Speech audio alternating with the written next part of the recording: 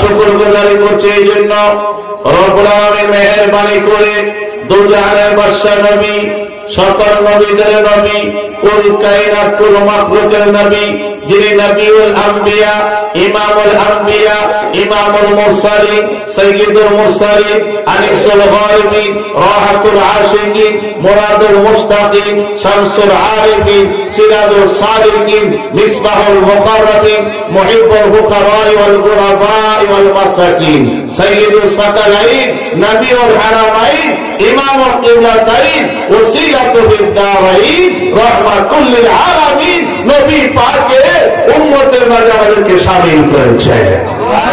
এই জন্য মহাব্বতে জবান করে বলে আলহামদুলিল্লাহ। আরো শুকরিয়া আদায় করি রব্বুল আলামিন আমাদেরকে মুসলিম বানাইছেন, তবে ইমানদার মুসলিম। কোন মুসলিম?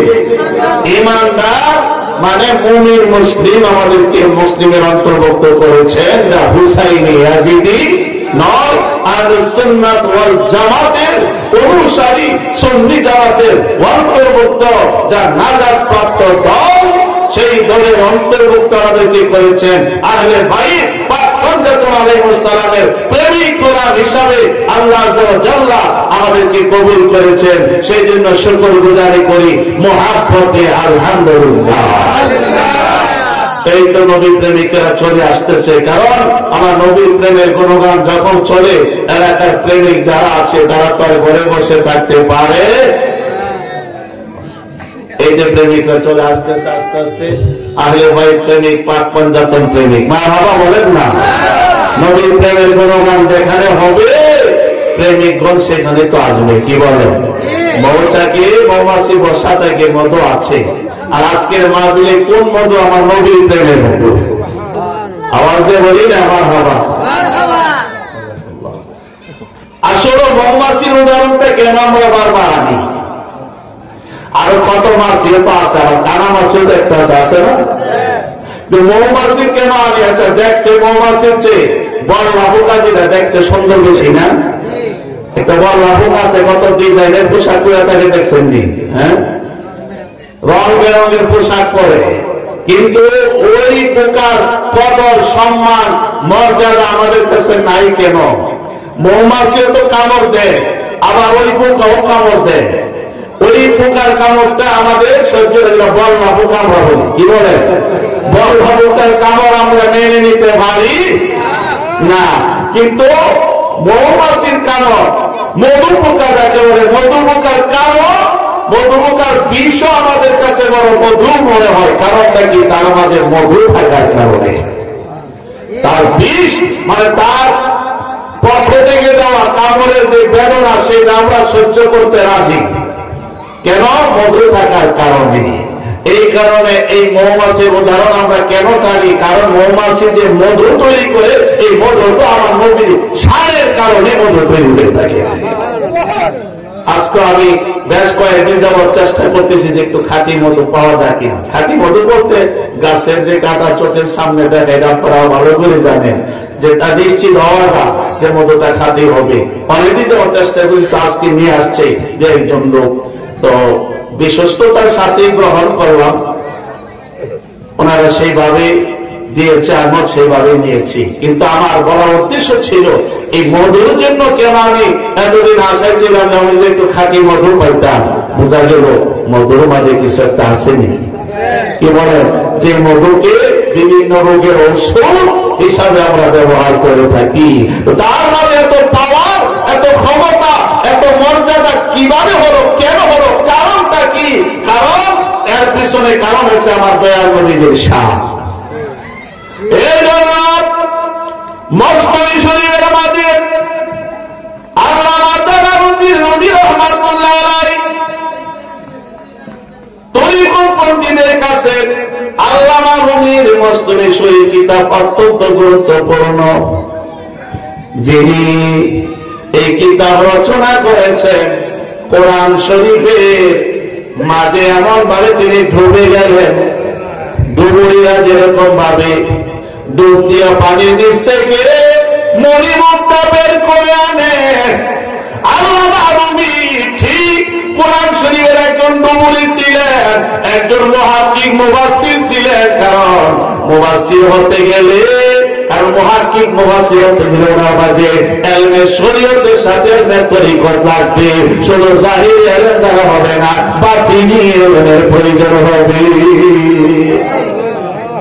এই কারণে আল্লাহ আমার নবী বলেন, আমি আমার জীবনে অনেকাংশ আমি কাটাই দিলাম শরীয়ত মত ইবাদত বন্দেগী করে, নামাজ রোজা করে, আমল বন্দেগী করে, আর ইলম তো আমার চর্চা কম হয় নাই। কারণ এত বড় তিনি একজন আলেম ছিলেন।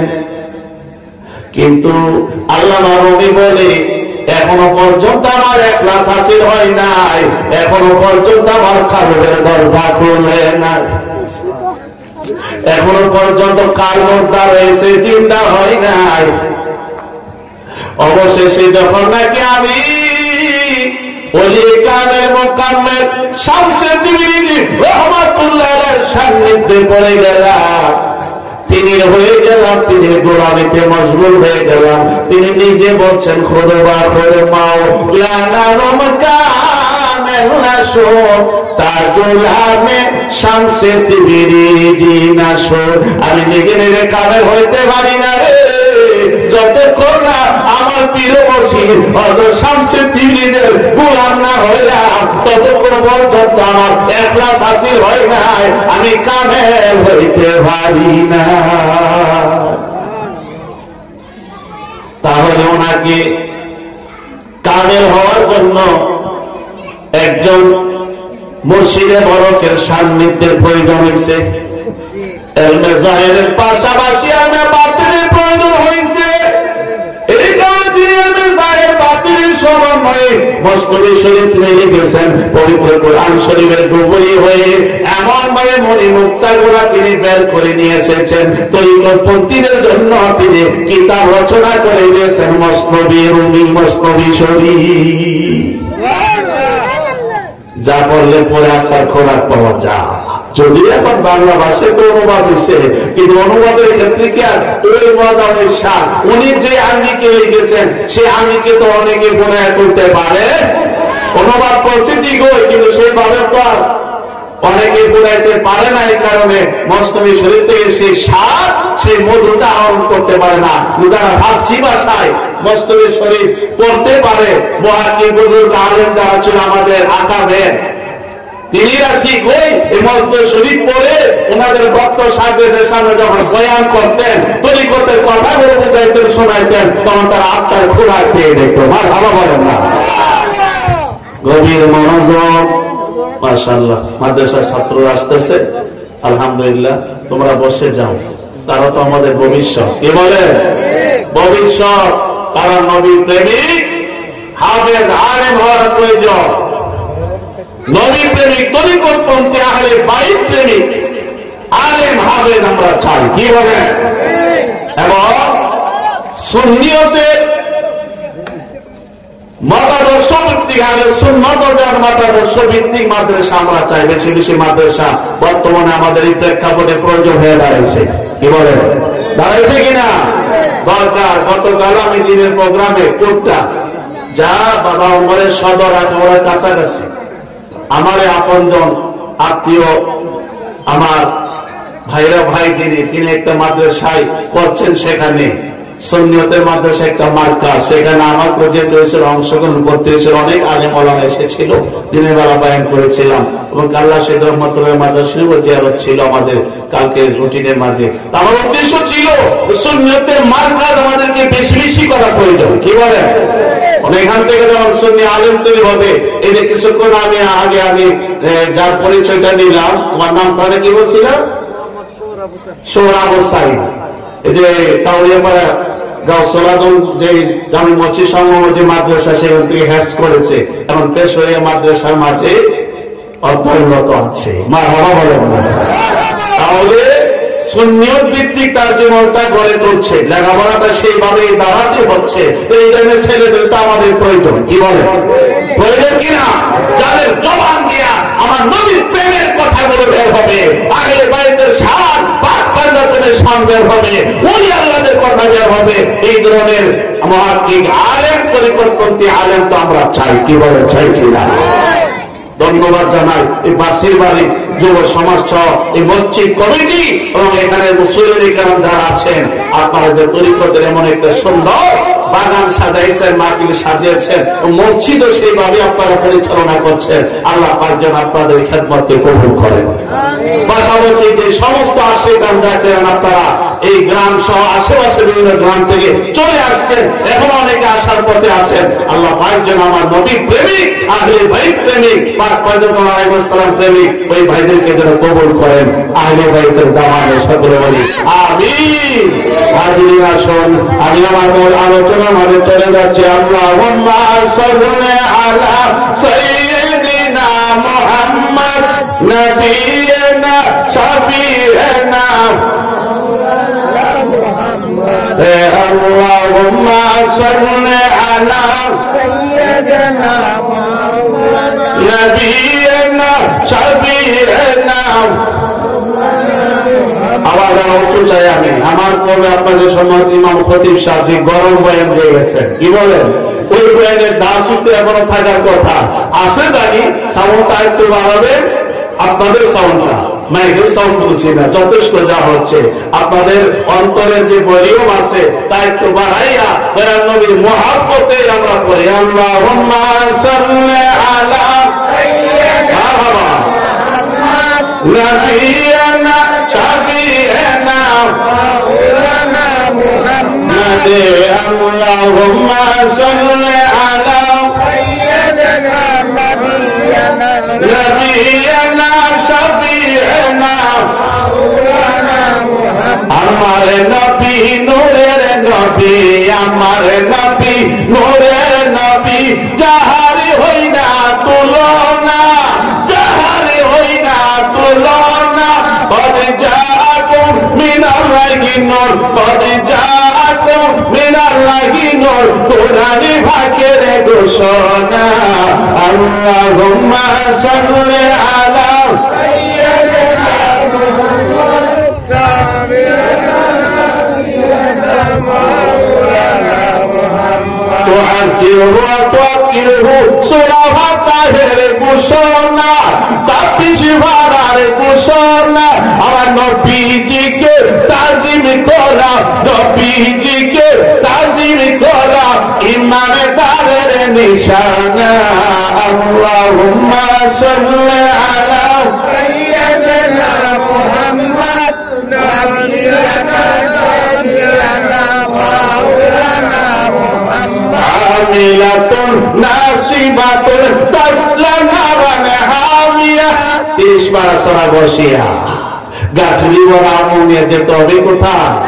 কোথায়? তাসলা নারান হামিয়া। যেমন ইয়াজিদ বাহিনী কি বলে, আযান ইকামত দিয়া নামাজ আদায় করে জাহান্নামী, কারণ ইমানের গলায় ছড়ি চালাইছে।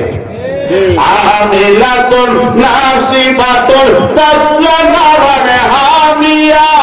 ইমান সারা আমল করলে, ইমান সারা আমল করলে দুজকে তার ঠিকানা।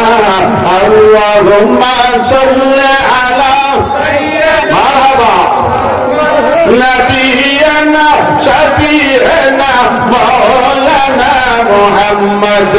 আল্লাহুম্মা সাল্লি আলা সাইয়্যিদিনা মুহাম্মদ নবিয়িনা শাফিঈনা মাওলানা মুহাম্মদ। ও আমার নবী প্রেমিক ভাইরা, পর্দার অন্তরে যারা শুনছেন মা ভোরেরা গভীর মনোযোগ।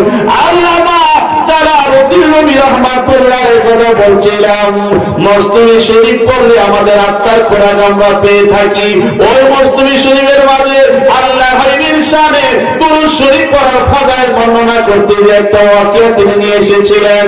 মৌমাছিরা আমার মনে জিজ্ঞেস করেছিলেন, মৌমাছি তোমরা মধু কিভাবে তৈরি করো? সুবহানাল্লাহ বলে আরেকটা আওয়াজ দিয়ে বলি, বলছিলাম মৌমাছির উদাহরণ কেন আমরা আনি? কারণটা কি? দেখতে কালো, পোকাটা গায়ের রং এত সুন্দর না, তার এত সমাদর কেন করি? তার কামড় খায় পর্যন্ত খাইলেও আমরা তাহলে মাফ করে ক্ষমা করি, কারণ সে আমাকে মধু দেয়। মারহাবা বলেন না? আল্লাহর হাবিব বলে, মৌমাছি রে মধু কিভাবে তৈরি হয়? মৌমাছি আল্লাহর নবীর কথা শুনে মৌমাছিরা চলতেছিল ঝাঁক বেঁধে, তারা থেমে গেল, আল্লাহ হবিবের ডাকে সাড়া দিল। কোন বেয়াদবি হয়েছে কিনা? প্রথম তো আল্লাহ আহ্বান যখন করছে তারা থেমে গেছে। মারহাবা বলেন না? মৌমাছির কাছে আল্লাহ নবীর ইজ্জত আসেনি, কি বলেন আসেনি? মৌমাছি আমার নবীকে চিনিনি, জঙ্গলের গাছপালা চিনিনি, পুরা সৃষ্টি জগৎ সকলেই চিনিনি। যদিও মানুষ রূপে আবু জাহেল বাহিনী চিনে না, কারণ জিন্নাতি ওয়ান নাস, কারণ খন্নাস তো মানুষের কাছে মানুষ রূপে, জিনের কাছে জিনের রূপে। এই কারণে খন্নাস তো আগেই বেয়াদবি করে আসছে নবীর সাথে বেয়াদবি করার কারণে আগেই তো কাফে, ঠিক কিনা? কিন্তু মাটির আগুন দেখছে, কিন্তু মাটির আগুনের মাঝেতে আমার নূরের নবী নূর মুবারক আছে, সেই খবর করলাম। তার ছেলে কাবিরে বলতেছেন ওই তাজিমটা মূলত আমার নূরের নবীকে করা হতো, কিন্তু ইবলিসের কি হইল না নসিবে, কারণ সে তো কানামিনার তাজিম খেতাব পাবে এবং তার মাধ্যমে কোনটা হক কোনটা না হক, কোনটা আলো কোনটা অন্ধকার সেটা স্পষ্ট হবে। কি বলেন? যেমন কারবালা থেকে স্পষ্ট হয়ে গেছে একদিকে ইয়াজিদি আর একদিকে নবীর আহলি বাইতের দামান ইমাম হুসাইন। ইমাম হুসাইন আলাইহিস সালাম মাত্র 72 জন্য তিনি খাড়া আছেন, কিন্তু হকের জান্ডা নিয়ে আছেন, ঠিক নেই? কি বলেন? আরেকদিকে 22,000 হলে কি হক না হক? জান্নাতীরা জাহান্নামী। আর মাত্র 72 জন ইমাম হুসাইন শুধু জান্নাতী না, জান্নাতের সরদার কিনে আছেন। কি বলেন? জান্নাতে বানাইলেন আল্লাহ তাআলা, মালিকানা পেয়েছেন মদিনাওয়ালা। সেই জান্নাতের সরদার হাসান হুসাইন, সেই জান্নাতের সরদার হাসান হুসাইন, সুলতানে কারবালায়া হুসাইন, তুমি বাদশাহ বাদশাহ হুসাইন, সুলতানে কারবালায়া হুসাইন, তুমি বাদশাহ বাদশাহ হুসাইন। খুদারি মাহবুব পিয়ারা নবী, যার উসিলাই সৃজন দুনিয়া সবই, সেই দয়াল নবীর মাহবুব ইমাম হুসাইন, সেই দয়াল নবীর মাহবুব ইমাম হুসাইন, সুলতানে কারবালায়া হুসাইন, তুমি বাদশাহ বাদশাহ হুসাইন। মারহাবা বলেন না? হাজির নবীর মনোযোগ, ইমাম পাকের গলায় ছুরি চালাইছে, ইমামের গলায় ছুরি চালাইছে। আজানে কামত দিয়ে জামাতে নামাজ আদায় করলে কি হবে? কারণ ইমাম ছাড়া তো আমলের কোনো মূল্য কি বলে মূল্য আসেনি। ইমাম হুসাইন আলাইহিস সালাম সত্যের জান্ডা নিয়ে তিনি কারবালাতে প্রমাণ করে দিলেন, হকের নিশানে প্রমাণ করে দিয়েছে, দেখো আমি হুসাইন বাতিলের কাছে মাথা নত করি নাই, আপোষ করি নাই, প্রয়োজনে নিজের জীবনটাকে কুরবানি দিয়ে দিব। নারাজা রাসূলুল্লাহ সাল্লাল্লাহু আলাইহি সাল্লাম আমাকে জান্নাতের সার্টিফিকেট সরকারে দিয়েছেন, আমি সেটা মাঠে আমি নবী পাকের নিশানা বাস্তবায়ন করে আমি গর্দান কাটায়া দেখায়া দিব। বাস্তবে দেখাই দিছিনি। কি বলেন? এই জন্য আমি গজল রচনা করেছিলাম, আলে রাসূল ইমাম হুসাইন, আলে রাসূল ইমাম হুসাইন, সুলতানে কারবালা, আমরা আপনাই ভুলব না, আমরা আপনাই ভুলব না। কি বলেন ভাইয়ের আমার? বলা যাবে? ইমাম পাকরে বলা যাবে? জীবন কুরবানি দিয়ে, জীবন কুরবানি দিয়ে উড়াইলেন হকের নিশানা, আলে রাসূল ইমাম হুসাইন, সুলতানে কারবালা, আমরা আপনাই ভুলব না। আপনায় ভুলতে পারি না। এই জন্য গভীর মনোযোগ, খোদার সৃষ্টি জগৎ সকলে চিনল, সকলে ছিল আবু যারা চিনছে, তবে চিনছে তার নিজের মতো। কি বলেন? এই চিনার তো কোনো ফায়দা নাই। মুনাফিক নবীজির পিছনে নামাজ আদায় করো, মুনাফিক এক শ্রেণীর লোক ছিল কিনা? কি বলে, ছিল কিনা? মসজিদ নবী শরীফের নামাজও পড়তো, নবীজির পিছনে নামাজ আদায় কত মুসলমানদেরকে দেখাইতো, দেখছনি আমরা তো কালেমা পড়ছি, তোমাদের সাথে আছি।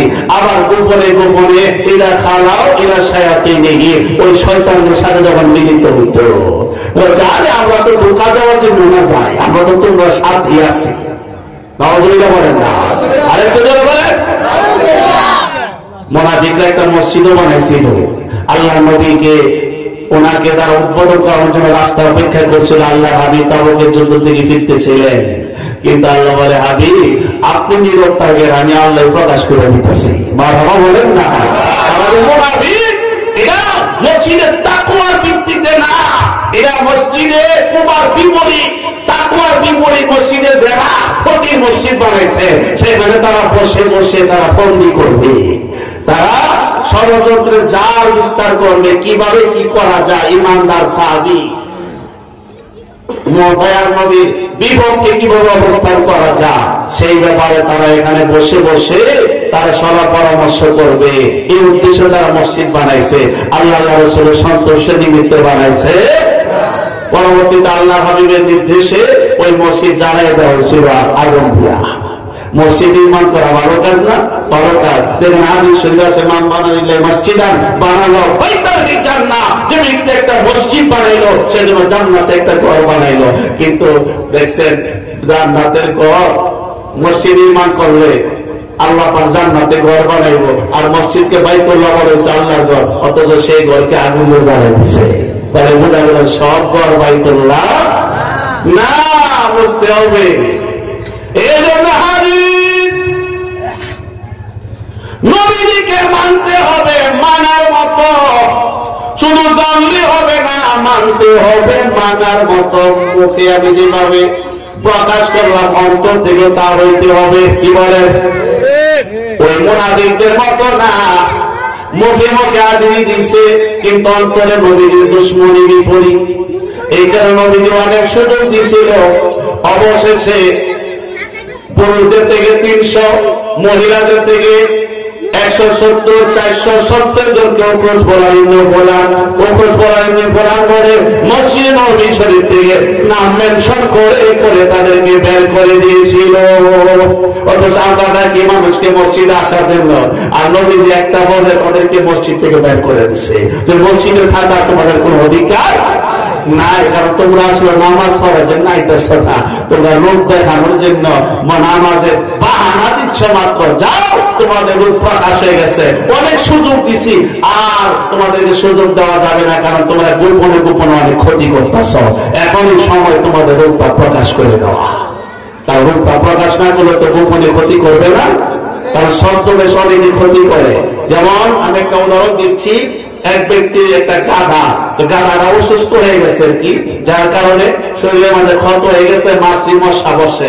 এইভাবে হইলে তার কেমনে হয়? চিকিৎসা করে ভালো হইতেছে না, গাধাটা জঙ্গলে ছেড়ে দিচ্ছে। কোথায় ছাড়ছে? তো জঙ্গলের পাশে গাধাটা একা, অসুস্থ গাধা তো, মশা মাছি বসে, কাঁধেরা যাইতেছে, মায়া লাগছে। কি করছে? মায়া লাগার কারণে বাড়িতে নিয়ে গেছে, দেখে একটু ভালো করতে পারে কিনা। এইভাবে থেকে তো গাধাটা মনে যাবে, যদিও সেটা প্রাণী, কিন্তু এইভাবে তো তাকে শেষ হইতে দিতে পারি না। বাড়িতে নিয়ে গেছে, সে চেষ্টা করছে, কিন্তু সুস্থ করতে পারে না। শেষ পর্যন্ত তার ঘরের মাঝে একটা বাঘের চামড়া ছিল। কিসের চামড়া? বাঘের চামড়া ছিল। বাঘের চামড়াটা গাধার শরীরের মাঝে পড়াই দিচ্ছে। এখন গাধা কি হয়ে গেছে? কি হয়ে গেছে? বাঘ হয়ে গেছে না? যেহেতু চামড়া বেড়ে দিচ্ছে, এখন বাঘের চামড়া বেড়ে, তেমন গাধারে বাঘ দেখা যায়। এবার জঙ্গলের মধ্যে ছেড়ে দিচ্ছে, যাও। জঙ্গলে গেছে, এখন অন্যান্য প্রাণীরা তো মনে করতেছে এই তো আমাদের মহারাজা এসে গেছে, আমাদের রাজা। বহুদিন যাওয়া জঙ্গলটা রাজা শূন্য, আমাদের নেতৃত্ব দেওয়ার মধ্যে কেউই নাই, নেতার অভাব। তো আমরা হয়ে গেছি আমাদের রাজা, আমাদের লিডার। এখন আচার বিচার মামলা মোকদ্দমা যা কিছু আছে সব কিছু আমরা আমাদের লিডারের কাছে আমরা পেশ করতে পারবো। আর গাদাও বলতেছে মন্দ কি আগে আমি নেতৃত্ব পাইছি, আমার রাজা হিসাবে মেনে নিচ্ছে, তাহলে মনের মতন যত চালায় যায় না। তবে চালাবে যে সে তো আসলে বাঘ না, কি গাধা। গাধার একটা নিজস্ব ডাক আছে না, কি কোন আসেনি? তো বাঘের ডাক আর গাধাটা কি একরকম? বাঘের একটা হুঙ্কার দিলে তো মনে করেন যে গাধার দল হারাইতে, শুধু গাধা না, জঙ্গলের বড় বড় যে পানি আছে তারা হারাইতে বাধ্য। কিন্তু সেই বাঘকে এখন নিব ডাকে না, এবং গাধার তো নিজের একটা সুর আছে, এটাও সে প্রকাশ করতে পারে অনেক কষ্ট করে। তো নমায়া নমায়া রাখছে, কারণ ধরা ফেলে যে হতো নিজের অজান্তে। দেখেন কতদিনের সাফা দেওয়া যা, কোনটা বরাবর দিশে আমরা বসলে বারবার কাশি দিলে অন্যদের খুশি সমস্যা হবে বিদায়, অন্যরা সমস্যা হবে শুনতে কেমন দেখা যায়। বারবার মধ্যে তুমি কাশি দিচ্ছি, কেন অনেক একটু সাফাই লাগে, কাশি আসলেও দিতে চায় না, অনেক সময় অজান্তে বের হয়ে যায়। কত গুণা বেড়ে রাখবো, এবং এই গান আছে তার নিজের সুরটাকে দমে রাখতেছে। কতদিন হয় দমে রাখবো? একদিন হঠাৎ করে সুর প্রকাশ করে দিছে। যখন তার আসল সুরটা প্রকাশ হয়ে গেছে, এখন তো অন্য প্রাণী যারা আছে ব্যাপার কি? আমরা এতদিন কার নেতৃত্ব গ্রহণ করছি, কাকে সঙ্গে আছি, কার কাছে মামলা মোকদ্দমা আচার বিষয় এগুলো দিতেছি। ওই যে একটা পাগল, ওই যে বাজারে বলে আসছিলাম না, মখলেস ভাই, উনি ও একজন আলেমের উদাহরণ দেওয়ার ক্ষেত্রে ওনার কথাটাই বলা হচ্ছিল। তো প্রেমিক মানুষেরা তো ঘরে কে থাকতে পারে? ওই যে সরটা শুনে এসে বলছে, একদিন গাজীপুর মামি করতেছি, সরটা শুনে এই জমির আইনটা দিয়ে ওই এদিকে মারাইটার এই জাহাতি হয়ে গেছে, কষ্ট নিজের প্রতিবন্ধী, তারপর এসে গেছে। আল্লাহ পাক নিয়ে খায়া তারাস করো, সকলে বলে আমিন। হাজির গভীর মনোযোগ। গাধা যখন তার নিজস্ব সুর, আসল সুর যখন নাকি প্রকাশ করে দিল, ধরা পড়ে গেছে। সবাই বলতেছে এতদিন কার পিছনে সময় দিলাম, কারে আমরা সে বললাম, সে তো আসলে বাঘ না, বাঘরূপী গাধা। কার সুযোগ দেওয়া যায় না, বহুত তুমি করছো। তুমি সুযোগ পাইয়া অনেক ফায়দা হাসিল করছো, আর আমরা সুযোগ দিব না ফায়দা নিতে। জঙ্গলের সকল প্রাণী মিলিয়া তার শরীর থেকে ভাগের চামড়াটা খুলিয়া গণমাধ্যম দোলায় দিতে দিতে আর পরে জঙ্গল ছাড়ছে, গণ তোমার পথে তুমি যাও। এই জঙ্গলের মাঝে আর তোমার কোনো ঠাই নাই, ধরা হয়ে গেছো, রূপ প্রকাশ হয়ে গেছে, আর কাজ হতো না ঢোকা দেওয়া। এবং তোমার রূপ আমরা প্রকাশ পাইয়া গেছি, বুঝাইছি তুমি যে আসল কে বাঘ না, তুমি বাঘ সাহায্য বাঘের সামরা হয়ে না। তাদের গভীর মনোযোগ, মুনাফিকরা এইরকম ভাবে সামরা হয়ে না বাঘ সাহায্যে। দেখো সেই মুনাফিকদের দূষর দ্বারা তারা এই সামরা হয়ে না বাঘ সাহায্য চায়, কি বলে? কিন্তু একদিন না একদিন ধরা পড়েই বলে। কোনদিন সত্যকে দেখে রাখা যায়, আসল রূপটা প্রকাশ পাবে, তার বাস্তব প্রমাণ অনেক হয়। বিশেষ করে আমি আসলে কথাটা এই প্রসঙ্গে নিয়ে আসছি। আপনারা তো ধন্যবাদ আলহামদুলিল্লাহ যে মসজিদ সুন্নিয়ত ভিত্তিক পরিচালনা করতেছেন। আপনাদের ইমাম মাশাআল্লাহ কত সুন্দর ভাবে সুন্নিয়তের তরিকতের বয়ান করছে। এমন অনেক ইমামও আছে যারা মসজিদের মাঝে মিলাদ কিয়াম করবে, নবীর গুণগান গাইবে, এই কথা বলে মসজিদে প্রবেশ করে। আসলে অন্তরের মাঝে আছে মানুষ নবী মরা নবী, নবী আমার মতই, এরকম বুঝিনি। কিন্তু রূপটা বদলাইয়া প্রবেশ করার মুসলিরা মনে করে দেখছি তাই নিয়ে কত ফুকতা আকীদার মাঝে আছে, নবীর গুণগান সবটা মিলাদ শরীফ পড়ে, এই কথা বলে প্রবেশ করে মসজিদে ঢুকে, আর আস্তে আস্তে তার আসল রূপটা প্রকাশ হয়। কি বলে আছে কি এরকম? শব্দ বেশি আর কতদিন চলবে? একদিন না একদিন তার আসল রূপটা প্রকাশ হবে। আমাদেরকে সতর্ক থাকতে হবে, থাকা দরকার আছে নি? আমার আছে কিনা?